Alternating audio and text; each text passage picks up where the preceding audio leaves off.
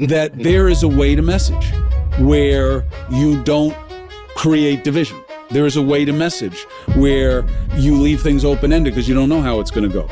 And that's not the most efficient way to rise to power. That it absolutely is not. Hey, he ain't lying. and that's the sad part. You know what I'm saying? Like, that is not what this like area, this occupation is supposed to be.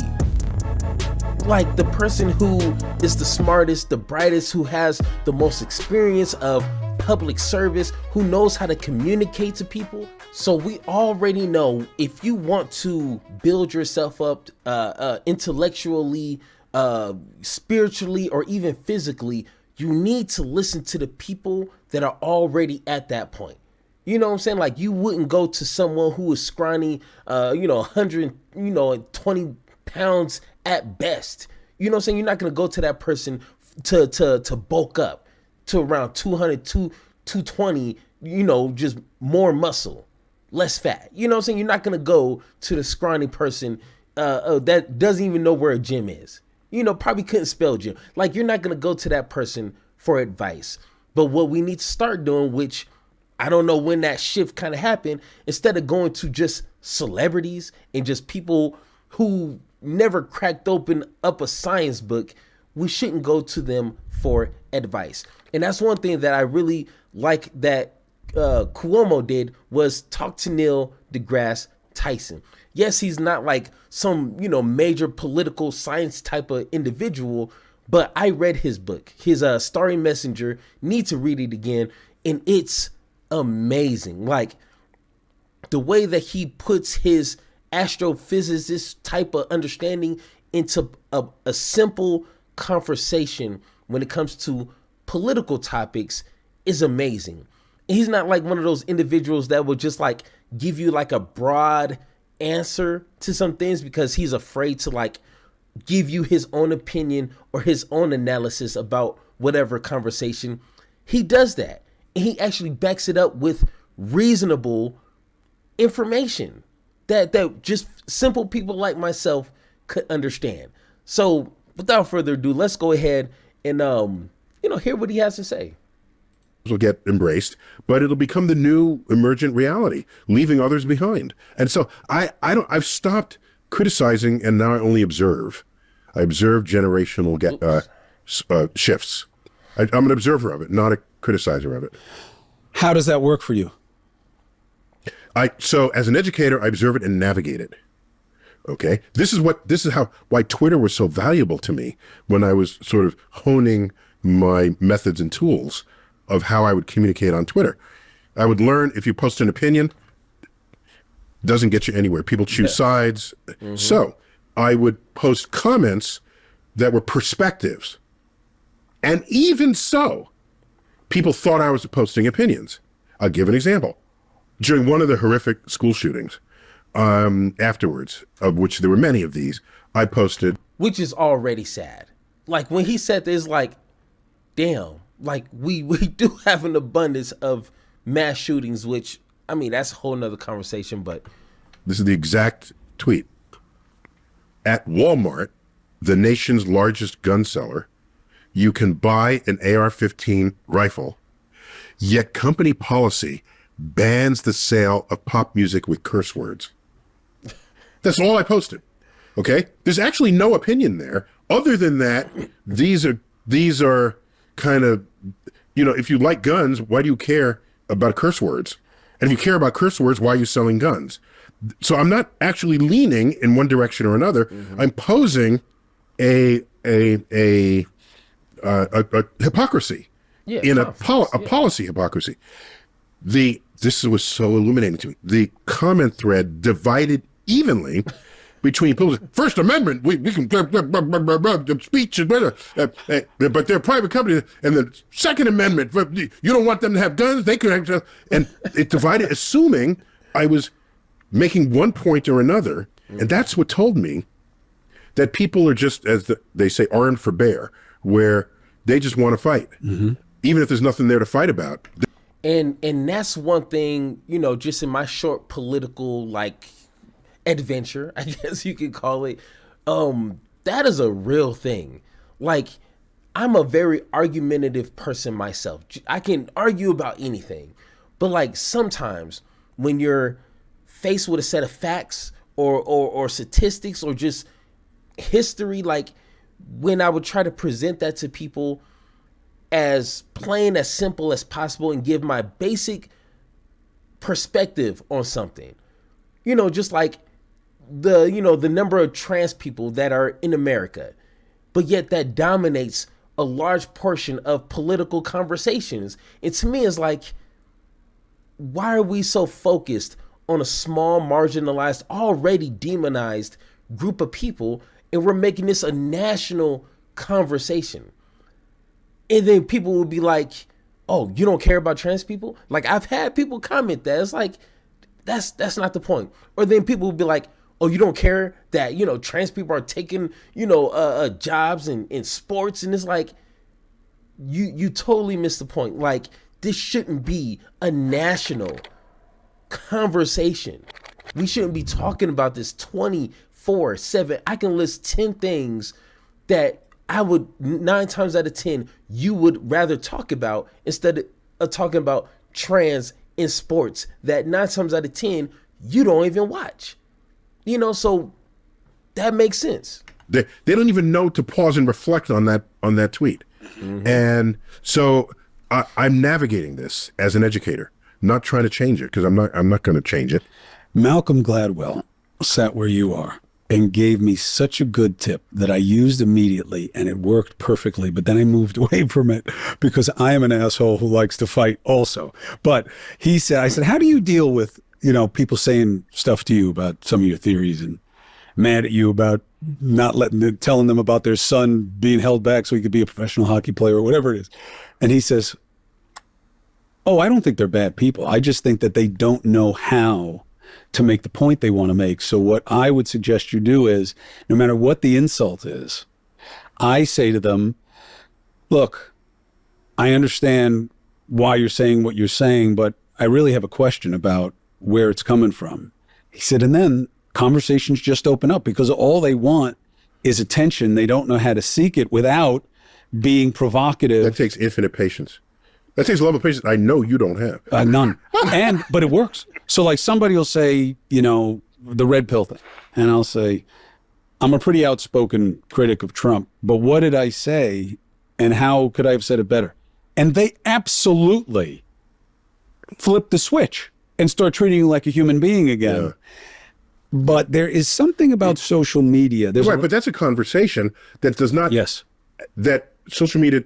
It can happen at social media, but generally doesn't. Doesn't. And it will only happen binary. It's just if it's you and them. Once it's the we, it's all gotchas.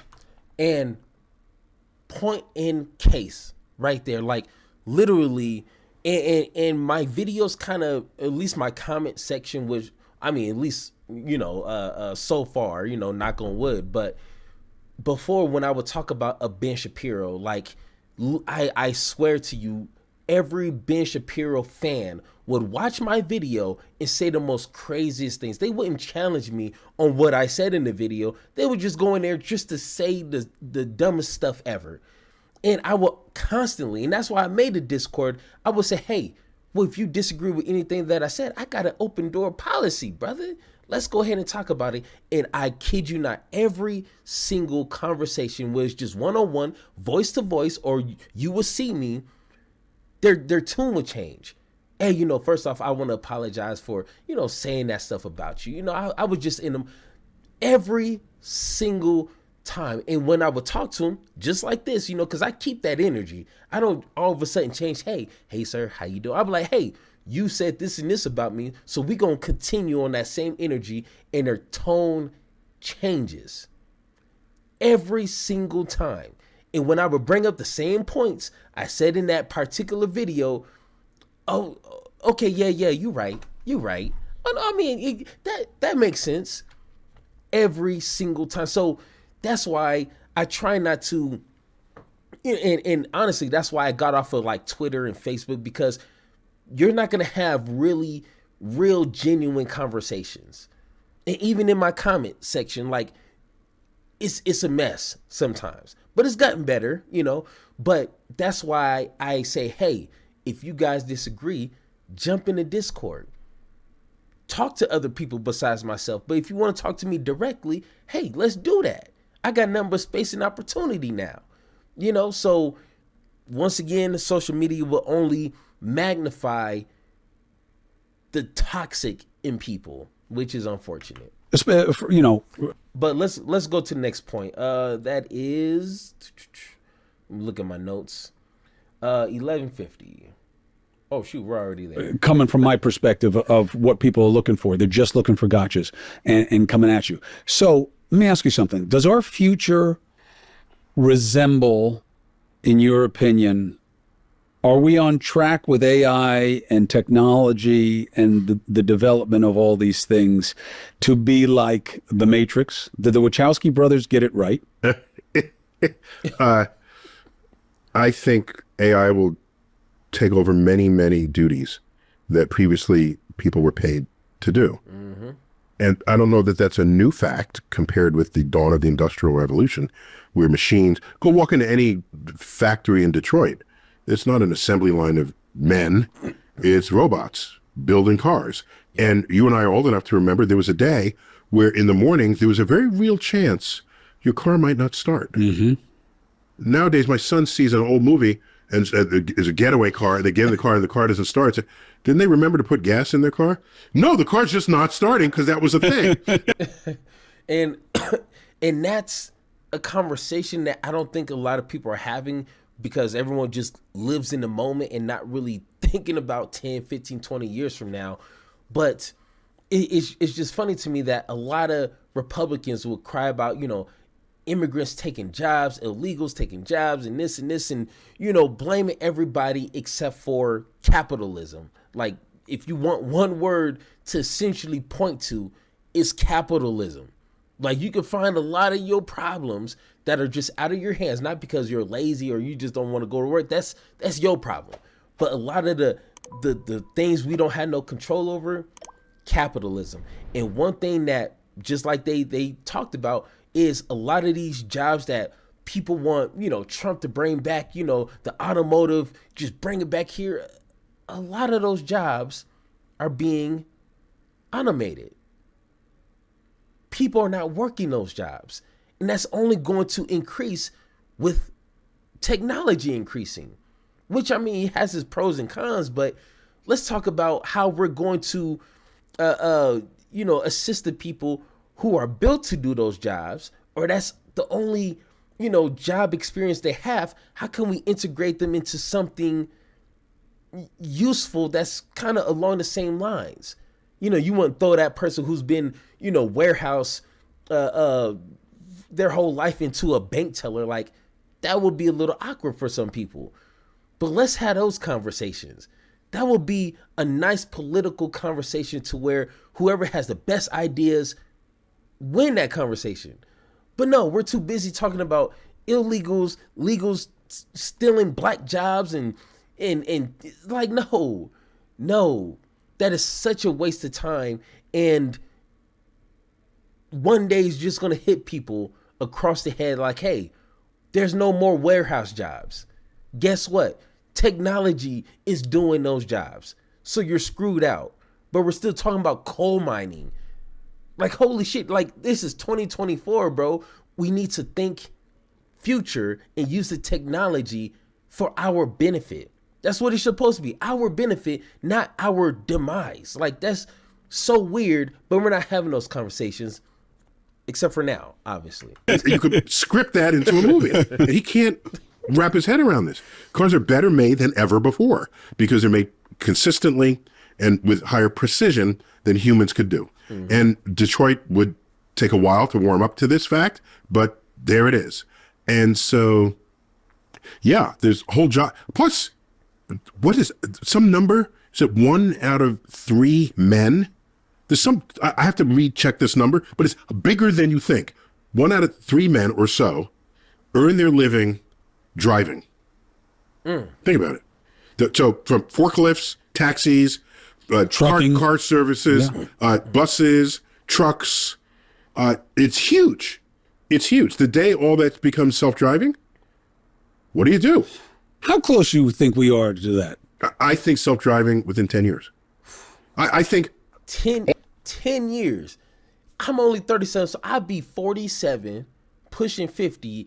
And if that really happened, I would be scared. First off, I barely like other people driving around me. I do not trust nobody's technology to be driving around me, okay? But I mean, just imagine, okay? Just imagine if our government or these jobs that people rely on day in and day out to pay their bills, what is going to happen to those jobs? Once again, that's above my pay grade. Like I'm learning a lot of stuff. I'm not even close to figuring that out, but just imagine if American people are not ready for that. And it slowly starts chipping away jobs. Forklift. I've done 10 years of warehouse jobs where I'm operating forklifts and cherry pickers. And what happens if those jobs are not available? Am I going to blame it on the immigrants? Am I going to blame it on trans people? Like, no, it's technology, but you can't fight technology. Like, that's progressive. That's future. That's what we are just unfortunately got to ride with. We're not going to go back to the Stone Ages. So, I mean, how do American culture and the economy integrate with technology? Can we please have that conversation? Because if Neil is right about that, we got 10-ish something years, a lot of people are going to be screwed. All cars. Because we'll get comfortable with the occasional catastrophic occurrence. Oh, no. So I got this. You ready? Okay. So, do you realize, have you ever seen the photo of 1905 Fifth Avenue? Yeah. 1905. Yeah. Okay. Easter Sunday. There's 49 horse-drawn carriages and one Model T. Yeah. 10 years later. No horses. No horses. Okay? There's 49 cars and one horse. 10 years. We figuratively and literally built civilization on the backs of horses, and you couldn't give away a horse within that 10-year period. Mm-hmm. Today, a car that you drive versus an electric self-driving car is not that much of a switch. It's not like going from horses to cars. Right. It's going from cars to cars. And you first set up the HOV lane, can only be a self-driving car there. If you have a self-driving car, it can go 120 miles an hour with 2 car lengths distance, and it'll never be drunk or tired or distracted or text. It could probably text and it wouldn't matter because it's a computer. So, and if it wants to change lanes, it tells the other cars, I'm changing lanes now. They part because all the cars can talk to each other. And you could drive 120 miles an hour. And so we do. Man, I would ish my pants. I'm not going to even lie. I don't know. Maybe that's just me being, I guess, somewhat, I'm not old, right? 30, but I'm just saying, I'm just so used having 2 hands on the wheel and being aware. Like, I'm sorry, that may not be something for me, but I don't know. Do that. You say, hey, I want to do that. I want to get to work in a 10th of the time or whatever. Or I don't want to waste half my life in freaking traffic. All right, so watch. So this will roll fast. And the interesting thing about cars is, unlike homes, we cycle through cars every 5 or 10 years. Okay? Look how many electric cars are on the road today compared with 10 years ago. Yeah. Mm-hmm. You'll cycle through. And that's where the culture of revulsion, right? Because a big part of the Trump movement is anti-EV. Yeah, that's I don't know how long that'll last. I think it'll, when the EVs perform better and do, that's what it takes. Not just the market do it because it's green. You do it because it's better. Right. Okay? Exactly. People, in my experience, you surely know this from your news desk, people don't change their views. The masses don't change their views on philosophy or principle. They'll change it because it affects their pocketbook. Yep. There it is, right there. Beautiful. And that's what protests are for, is if you can protest correctly, like a Walmart or an Amazon or a Tesla, for example, or even, a Twitter. that will make moves right there. Just posting on Twitter, talking about Twitter is not going to do much. Affecting their pocketbooks, that's what makes changes. And they did that perfectly throughout the civil rights movement. So, I mean, hey, that's primarily. The point. But let's go to the next one, and that's 5221. 5221. Of thought or decisions. Yeah. And I didn't value judge it. I just said, I'm value judging. I did that. That's why I got the voice, Okay. not you, although he was a big fan of yours. So, look, I mean, we see it all the time, and I don't know what to do with it, but I am observing it, which is when somebody gives the right kind of answer to a question. Do you believe that we should close the border? Look, close the border. What does that mean? You'd have to figure out who you come in, how you process it, what you do. You're giving a political answer right now. And the refreshing nature of Trump and co. is they just say it how it is. But there's a reason that the acumen developed, and it wasn't just deception. Cicero on down of the political science, right, which now we see as an oxymoron, was that there is a way to message where you don't create division. There is a way to message where you leave things open-ended because you don't know how it's going to go. And that's not the most efficient way to rise to power. That it absolutely is not. Hey, he ain't lying. and that's the sad part. You know what I'm saying? Like, that is not what this area, this occupation is supposed to be. Like, the person who is the smartest, the brightest, who has the most experience of public service, who knows how to communicate to people, if it's something that's going to change the entire world, like during COVID-19, like, how do you relay to people that we all can make our own choices, but this is a pandemic that will affect millions of people. So we all need to just be unified under one accord, under one sound, and we need to make sure that we're taking responsibility, not just for ourselves, but for people that we love and respect around us.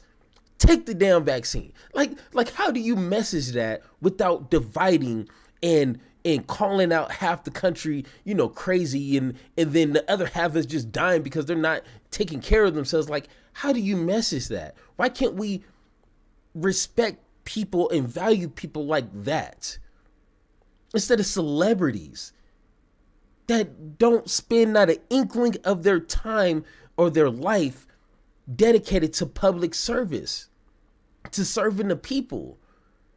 Like, that is the frustrating part to me, because I wish this was a more highly intellectual, educated type of environment, because that would just make me, sharpen up and build up myself so I can engage in those conversations. But no, everything is just so dumbed down, and whoever can say the dumbest, funniest thing becomes president. Like, holy shit. Like, I feel old just saying that. Like, I don't know. I don't know. It's crazy. Look, maybe you'll know it. I don't. What is the Greek positive opposite term to demagogue? Don't know. Is that Greek, what you just said? Oh, you said don't know. No, I said I don't know. Oh, I don't know either. I'm saying I know demagogue. Mm-hmm. I don't know. So a demagogue, somebody who uses anger and prejudice to develop support. Well, demagogue is also the first step toward nothing good. Hey, go ahead and say it. Neil, don't be shy, bruh. We all know where you was leading with that. Has ever followed. Nothing good has ever followed. I'm confusing demigod and demagogue. No, demagogue. That's the one. Who now we confuse with a demigod. Right. Right. But a demagogue, I don't know the positive opposite. Because So here's what I like to do. I like to say, okay, there's this anti-immigrant sentiment that permeates the land. Mm-hmm. And I would just say, Trump's biggest supporter, the richest man in the world, is an immigrant. And a man of science. People thought about that. He's an immigrant.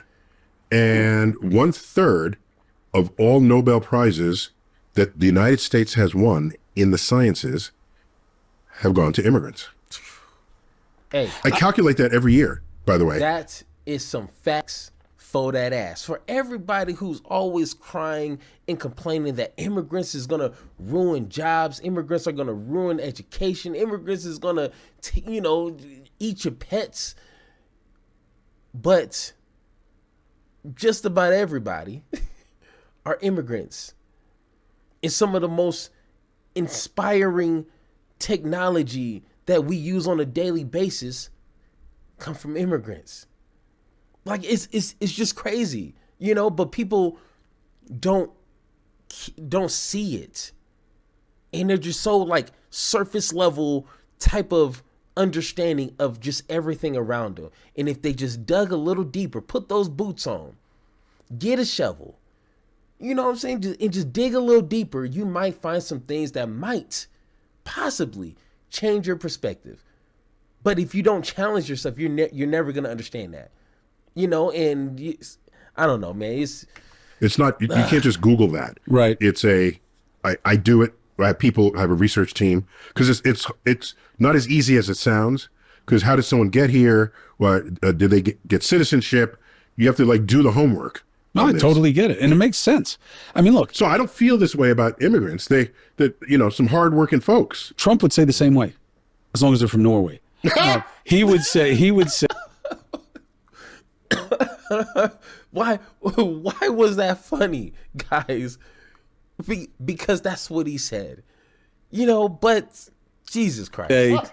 I'm not anti-immigrant either. I'm just anti-illegal entry by immigrants and countries sending us their garbage. Hey, bro, we gonna square up. Do not, Chris. And that's my problem with Chris. Are you watching? For the love of God, I hope God places this video in front of you and you somehow get to this point, okay? Chris, you can't say you're anti-immigrant and then in the same breath, you didn't even inhale in the same breath and say, but countries are sending their trash. Bro, you're a pretty big dude, all right? Hey, don't say no stupid shit like that. How, first off, countries are not rounding, be like, you know what? Let's just send this to America. Like, no, that's not how it works. A lot of these countries, one, are fucked up because of America policies in these terrors that Trump wants to get to. A lot of moving parts contribute to a messed up country. So how is a country singing their worst if individuals, families, people who want to live a better life wants to go to, quote unquote, the greatest place in the world, America? But no, countries are sending their trash, their worst. Hey, you seem like a bright guy. Can we, you just said, how do you message something to get people to understand what you're saying without dividing? And you literally said something that is divisive and not true and lacking context. Man, I see, and I almost gave you props. I almost gave you props for this, and you go and fuck it up like that. Don't do that, Chris. Chris, don't do that. In the form of humans that get in here illegally and they don't tell us about it. That's what I'm against. And the lefties who let them all in because of the great replacement theory of creating a new generation of voters for them. That's what I'm against. I'm not against immigrants. Because look, even in a hypocrite... You can tell Neil is just like... the lefties who let them all in because of the great replacement theory of creating a new generation of voters for them. That's what I'm against. I'm not against immigrants. Look at him. Like, what are you talking about? What in the hell are you talking about? Because look, even in a hypocritical culture, how many people are at this point, in our generation, let's just say, even the next one, are more than 3 generations removed from an immigrant? Hardly any. Correct. You know what I mean? So you can't be that hypocritical. Right. And what they'll say is, but mine came the right way. Mine were good. My people were good. Yeah, mine came the right way, which was, in my family's case, 2 generations ago. I'm second generation. Broke, dumb, and without skills. And they just made their way onto a boat, met in a village, agreed to get married because he would take her to America. That's love. And he dug ditches and eventually worked in a grocery store. They would have never passed muster today. One generation, one kid, governor of the state of New York. So nothing special about us. And that's the dream. Yeah. That's the dream. Yeah. And that's why he went into public service. His brother went into the military. They said, you're going to go into service because we owe the country. That's what we've moved away from, though. You see an unsophisticated person, someone who's got to clean a house, someone who's got to do manual labor. You see someone who's unworthy. What have we learned about our greatest thinkers and what their lineage is? In the United States? Yeah. I'm just saying that the likelihood of being an immigrant is sufficiently high so that... And an immigrant who came from geniuses? Or an immigrant... No. Off the boat. Just to stereotype, off the boat immigrants. And it's well known that if you have enough drive to leave home forever and go to a new place, there's something inside you. Do you think how scary that is? I know. Can you imagine if you... I mean, oh my God. See, in it's so simple concept to think. You know what I'm saying? Like, he didn't say anything that's just mind blowing, but like, if you just think of these individuals that will go across sea, ocean, river, desert, just to provide better for their family, why can't we as Americans create a system that's humane but thorough? Because we don't want to let, serial killers, and like, I get that. But why can't we build that sufficiently, which I can't talk right now, for these types of individuals that are doing that to better provide for their family? Is that just too much to ask? You know what I'm saying? And we'll leave it there. Once again, if you guys want to watch the rest of that, definitely go to Chris Cuomo's YouTube channel. He has a few good videos. Some of the things is like, Chris, we need to have a talk, brother. You know what I'm saying? But other than that, if you guys disagree or agree with anything that I said in this video, let me know in the comments down below, or hit that Discord link so we can have that one-on-one talk. And like always, let's have that conversation.